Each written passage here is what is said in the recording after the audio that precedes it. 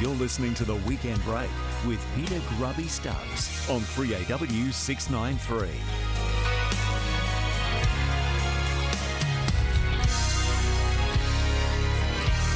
Yes, I go marching out to war, just a subject in my mind.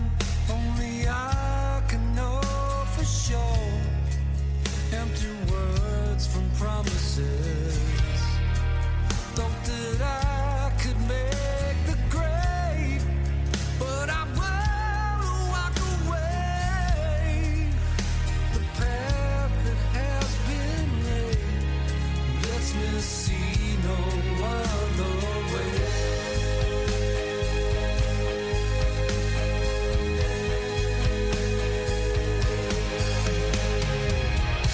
Only I can save me from myself. Only I can brave this private hell. No one else can break it to me that the flame has died. Only I can work things out from the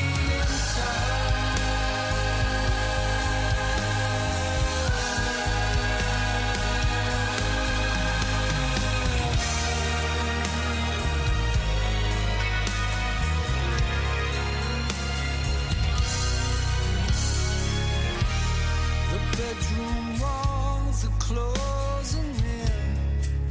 Can't believe it's Gee, well, that is a really, really good sound. It's a song called From the Inside by Brett Garsed. I don't know how that Farnham bloke got in front of him. I didn't know he could sing as well as be one of our great guitarists. We're broadcasting live from the ISPS Handle Australian Open on now until Sunday. Tickets from Ticketek starting at just $36.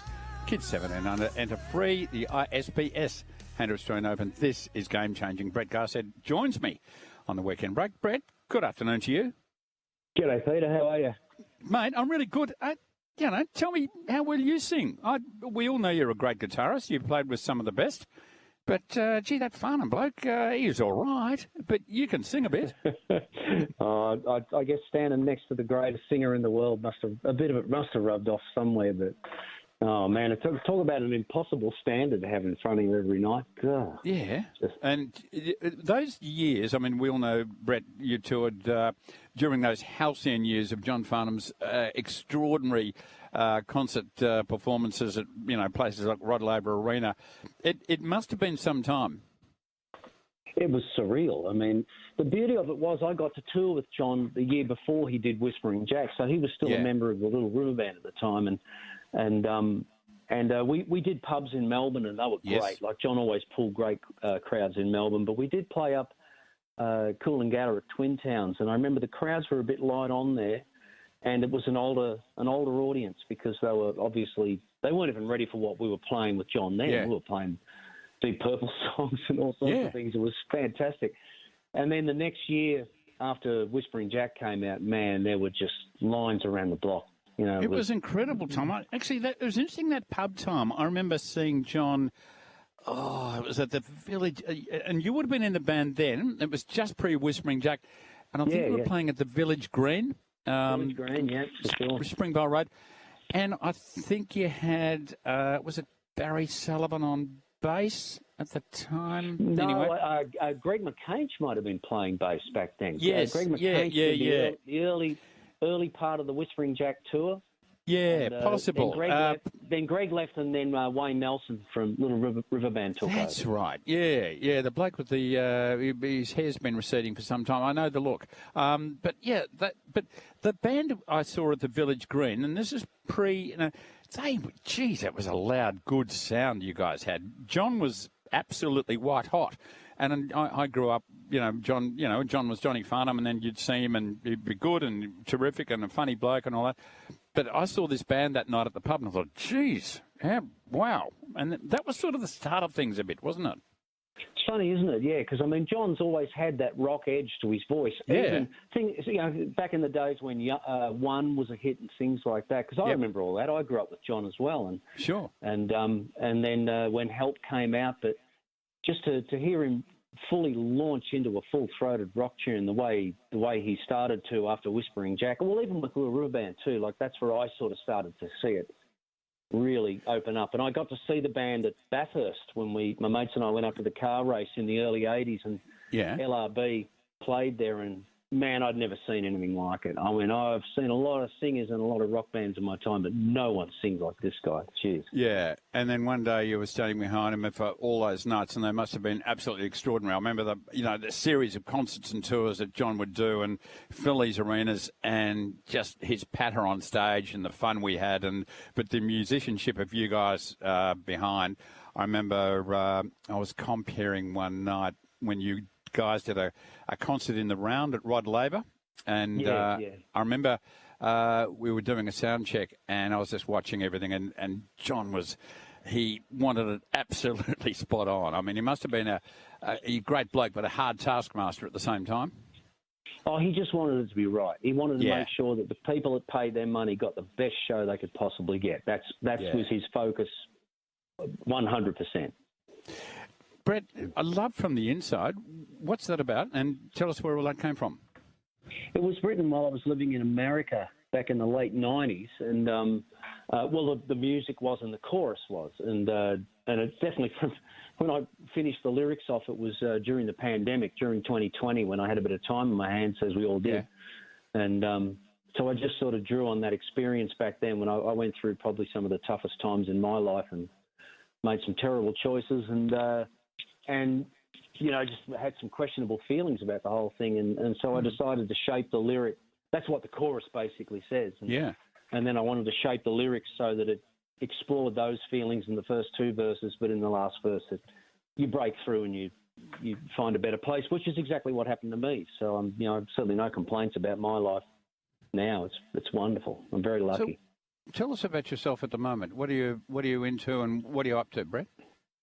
Well, I'm mainly a online guy now because as soon as the pandemic hit, we all stopped touring, obviously. Yeah.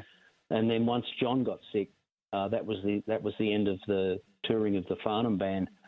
And since then, I've done a few spot things, like Chong Lim asked me to take part in a concert with Robbie Williams a couple of years back, and that was just awesome. And other smaller things, but live things. But I'm mainly a stay-at-home recording. I have a Patreon site, where people can subscribe, and I do online lessons. So I've had to learn how to really master the art of video and online audio and all that sort of thing. But it's great fun. I enjoy it. So that's me. But I love being at home too. Yeah, good. And do you get behind any causes? Is there anything particular in your life that you think you feel really strongly about, or you're into, or you belong to? Well, I haven't consciously done it, and it's certainly not from a lack of interest. They've never cropped up. But the Guitars for Vets opportunity, when the session was presented to me to play on the album, and I heard they were looking for another song. Yeah. I presented it to Lee Bradshaw and Dave Cox, and they loved it. And I said, well, I'd be honoured if you used it. And I thought, what a wonderful cause to donate a song to. I mean, I couldn't give it to him quick enough. And of course, then Lee went and did a fantastic string arrangement and actually had an orchestra in Budapest play it. So it's just to get a full orchestra on my song, I can't even believe I'm saying it. But I hope people get behind it and support it, because they have to get the album from the Bandcamp site for Guitars for Vets, or from their website. So it's not like a streaming thing, and that's because it's important that the support gets to the people that need it. And Absolutely. It does some good. Absolutely. That's a great thing to get behind, Brett. Who else is on the album? It's a pretty impressive lineup. Well, Normie Rose on there. Russell Morris sings a beautiful song. It's by I think it's an Australian band called the Wolf Brothers. And when I heard the song, I was like, wow, where are these guys been hiding? And I even wondered what we could possibly do to even reinterpret it, because I just thought their version was so beautiful. But boy, when you hear Russell do it, and Rosie C. and Aaron Shembry do a beautiful version of Travelling Soldier, and there's actual veterans that have contributed songs to it. There's some wonderful songs on there, and just great musicians on there. Gerry Pantazis on drums, Craig Newman on bass. So Lee plays keys, and Troy Downward is also on guitars and playing some beautiful stuff. So, man, we had a great time. It was just And Dave Carr did a fabulous job mixing it all. It's world class, I think. That is really, really important to be, part of something like that. And that's a great community that you've got with those other people, of course. Brett, you started playing at age 11. When did you think to yourself, this is for me? Oh, about 11 and a half. It's funny. It's funny how the bug grabs you. I sort of started off, and I think it was when I actually did try to put Band-Aids on my fingers so I could keep going when the calluses hadn't formed. And I thought, this is serious. And it was. I went away on a holiday with my mother and my sister and her husband when I was quite young, and didn't take the guitar with me. And we went away for 2 weeks, and it was like I was going through withdrawals. And I didn't know what an addiction was back then, but I had one. And as soon as I got back, I had to grab that guitar. It's like a kid nowadays without a mobile phone. You couldn't do it. And what was your first guitar? What sort? It was a Maiden, but it was sort of a strange semi-acoustic thing that my brother had, and I've got it hanging on the wall behind me. Yeah. And it was a good guitar to learn on, but then I wanted one with a whammy bar because I was a Ritchie Blackmore fan. So of course, the dream was to get a Fender Strat, but I had a couple of sort of very bad copies. The copies weren't good back in those days, back in the 70s. And then I think in about 1975, I think my mother, I just begged her and pleaded with her to buy me a Fender Strat. Yeah. And she spent $650 on it back then, which we figured out was probably about $3,500 back then. Mate, that's love. Frightening that's amount of money. And I said to her, I promise, I swear to you, I'll never give this up. And that's the guitar I play to this day. That's the guitar that's on from the inside. Really? So it's still sitting right here next to me. And so I didn't go back on my word, Mum. I'm still playing it. Yeah, good on you, Brett. That is a really, really good story. And 61 years old now, I'm thinking I always judge you probably never have to get a real job as long as you live now. What do you reckon? I'm really trying to hang in there as a muso. I mean, I'm afraid once you've been a look, once you get addicted to music, it's just going to distract you all the time from any real jobs anyway. And that's what I did a plumbing apprenticeship when I was younger, and the whole time I was doing that, I was just thinking about guitars. So I wasn't a particularly good plumber. And after being a musician for 40 years, I mean, I'm not qualified to do anything else anyway. So I always think, That's right. Who else wants me? But, I mean, you and John Farnham, you could get together as plumbers. But, start a little something. We all know John's background. Do you see or in contact with John at the moment? No, I tend to leave John alone. I always have. Even though I've known him for decades. He's a private guy, and that's fair enough. And, I would see how much of his personal time he'd give to his fans and the public. Yep. When we were on tour, and I thought, you know what, the last thing he needs is me banging his door down. If he knows how to find me if he needs to contact me. So, but I did just listen to his audio book, and it was beautiful to hear him again. I haven't had a conversation with him in a long time, and I learned things from that book that I didn't know. So it was a fantastic story. Absolutely. And look, we're all thinking of him, and anyone who's been connected, and I know how much you've been connected with that wonderful period in all our lives, not just John's and yours, but all our lives. We just love that period, and we love those big concerts that you guys are playing. And the band up on stage reminded me of a family with you and Lisa and everybody else. It was a terrific time for you all.